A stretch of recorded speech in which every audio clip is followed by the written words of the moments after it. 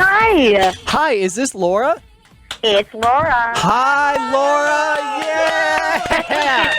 Oh my gosh, hey guys. So we are so excited to talk to you today because you're like a triple threat. You're in movies, TV, and now you have the new song Boombox, which we all love here. Yeah, that is a. Oh my gosh, thank you. I've already predicted that to be the song of the summer. I haven't heard anything that's as catchy or as funky come out this summer yet. So Okay, you literally just made my week. Boom. Thank you so Screw much. Justin Oh my Timberlake, gosh. okay? Forget Justin I know, Timberlake. I will say Justin Timberlake's song is pretty catchy. It's not as good as guys. Boombox. no, Boombox has got that pocket. That's great. That's awesome. Oh my god, thank you guys so much. You understand it's like been a long time coming. Like that song I've actually had since August. So, it actually was potentially not even going to be my first single, and then I kind of fought for it in January, and now here we are. It's crazy. What's that process? August, that was a long time ago. Yes, I know. It's. I think it's different all the time. So, really, for me, it was really important with me and everyone on my team to like make sure this song was killer, and like my first single was like an awesome song that could transition my amazing younger fans, and also try to broaden as well, and also, more importantly, be a song that means something to my story. And so, in January, there's another song that I really liked, and I wrote on and I totally love, but I didn't really think it was strong enough to be my first single. And so in January, I told that to my label. I was like really nervous. I'm a new artist, guys. I'm like, hey guys, so I kind of am feeling Boombox instead of this song. And my label was like, oh cool, that sounds great. We'll make Boombox your first single. I was like, oh wow, that was easy. You're like, power. And then from there, that was like late January, and from there we kind of did all the strategizing. It's been really cool because I've had an awesome amount of creative control. I actually did, I'm new with this, so it's like awesome, a little overwhelming, but I did the treatment for my music video, which has it's been amazing. It's got a great reaction. It actually almost has 22 million views, which is crazy. And you have Ken Jeong in it. Oh, Ken Jeong is, I'm going to be honest, I feel like most of the millions of views are all for Ken Jeong. Yeah, he's awesome. I'm down. He's awesome. And his daughter's in it. It's great. I think maybe at least 2 of the million of views are both these guys watching you, because I think they've got a little crush on you. So It's possible. It's very possible. we have to know, are you taken? Oh, I will say I've always tried to save myself for George Clooney. And he kind of messed things up because he's married and stuff. So It won't last. Yeah, come Nah. on. It's Hollywood. I mean, she's pretty awesome, I'm going to be honest, but I'm in love with him.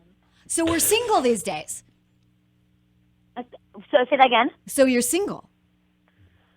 Well, Uh-oh, she's dancing. Okay, so if you are in a new relationship, we'll respect that. We don't have to go there just yet. But I know these guys are crossing their fingers. Maybe that one won't work. But do you have any celebrity crushes other than George Clooney? Other than George?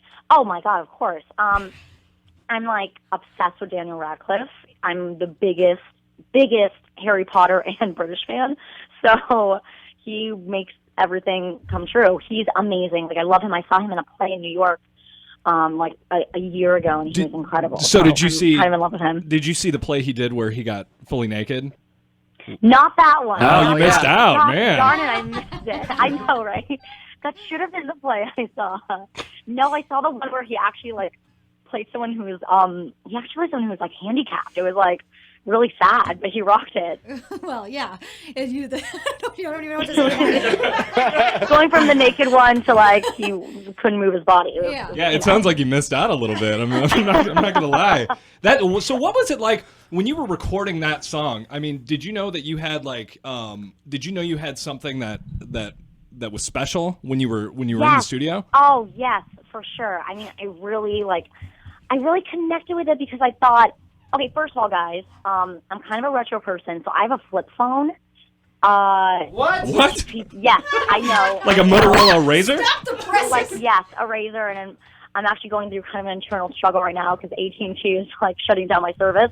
Whole other issue, but I have flip phones. I still watch VHSs, and so the fact that I don't know, there was something about having my first single be a retro item like a boombox that I like really especially loved.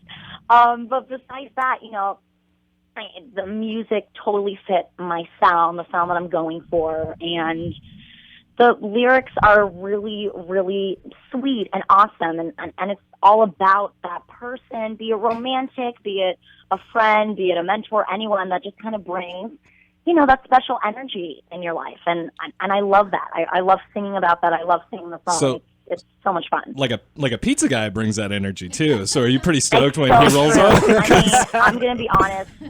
I've never said this before, but the song is for my pizza delivery guy. So That's an exclusive. Wow.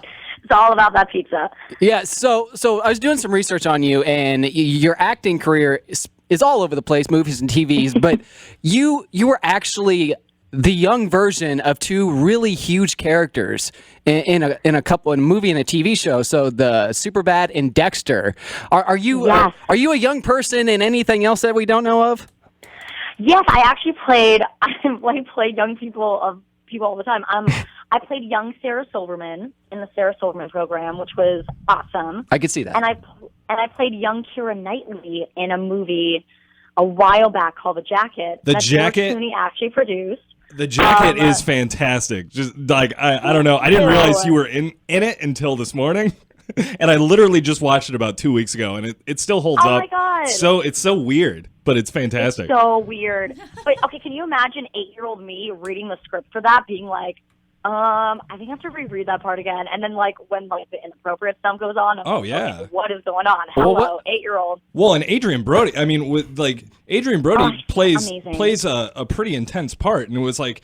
I could only imagine like seeing him around the set and just kind of having to, Can I say though, like, because there actually were a few method actors on the set, which that definitely a different situation going on. But Adrian was like the sweetest guy, like one of the sweetest guys I've ever met. He was so kind and lovely to me, and it was crazy how quickly he could actually switch on that intensity because 1 second he was I'm like 8. Eight's like not really, when you're 8 you're just kind of like, ooh, rainbows. And so he was like so sweet to me 1 second, and then like the scene would go and he would like start crying. I was like, oh my God, this is amazing. Well, he's incredible. You talk about reading an awkward script when you're a young age. I mean, the Superbad thing is like the most inappropriate things of all time. The scene you're in. So scarred. Oh my God. I literally remember being 10 and just like being like, oh my God, is this what boys like think? What? I was like scarred. But it's funny because when I auditioned for it, I already knew what I was supposed to be looking at. Obviously for those who don't know, I'm looking at a picture of a body part of a man. Yes. And, but I'm 10. And so when I auditioned for it, the producers felt pretty awkward, like seeing them in the room. So they were like, imagine you're seeing a photo of 2 guys fighting each other. And I just remember thinking like, that is the weirdest description of what like I'm actually looking at and what like they're telling me I'm looking at. But, it's funny. Also, my hands, fun fact, those weren't my hands actually in the movie because legally they couldn't have a minor holding that picture. Wow. You know what's crazy is I knew that because I listened to the audio commentary and they talked about that scene and how they had really? Yeah, they had to bring they were talking about how they had to bring in somebody on the crew who had small enough hands to cover that really part. Small hands. That's Now, the people listening, if you don't know the scene, it's Jonah Hill's character. He draws pictures of a man's body part. A wiener. We can say it. Okay, a wiener. And, Sorry. and he gets caught because he drops one of the pieces of paper in the classroom, and Laura here is the one that picks it up. It's such a random, awesome scene. great. I was very popular in middle school because of that movie. Oh, yeah. Totally. Speaking of, wieners and all, I have to get back. Segue. Good segue. Back into men, back into dating, back into relationships. You won't admit whether you're with someone or not, but let's say he screws it up. What are your deal breakers? Honesty. I'm like all about someone being honest, and if I feel like, because even when there are tough things to say, I think things should always be said. And so if I realize that any sort of, lies were happening or something not trustworthy, that's kind of a deal breaker for me. Is there anything maybe a little bit like superficial? Not saying that you are, but you know, when you meet someone, it's like, I mean, it sometimes takes a while to figure out if someone's lying to you, but right when you meet someone, it's like, oh, you're wearing socks with sandals, kind of like a deal breaker. Don't really want to even go there. I hate, like, instantly, and I think this is kind of an obvious one, but you'd be surprised because I will meet many attractive guys, and then all of a sudden they do this, and I'm like, oh my God, you just ruined it. An exclaimer, please don't pick your nose, like, in front of people. Like, I think it is the grossest thing ever, and, like, for some reason, I think people feel so open about it, and I guess that's great, like, but I am such a germaphobe, and it, like, instantly, I'm like, oh God, oh my God. Okay, Laura, come on now. We're in the desert out here. It's very dry. Sometimes you need a good pick, okay? We were friends. Well, it's just we've derailed here. To me, what just happened is you're out of the running now. Yeah. I'm still. Oh, that's true. Yeah, I'm still good. So I'm happy to hear that. You're not Laura. a picker? No, I mean not in public. Everybody's a picker. Public, I mean... Yeah. Yeah, no. It's certainly not in front of Laura Marano. Really? Yeah, right? Come on. All right. Well, Laura, before we screw this up any further, we want to thank you for talking with us today. And the new single is Boombox. And like we said, it's the song of the summer. We love it here. Hot Oh my track. gosh, thank you guys. Thank you so much.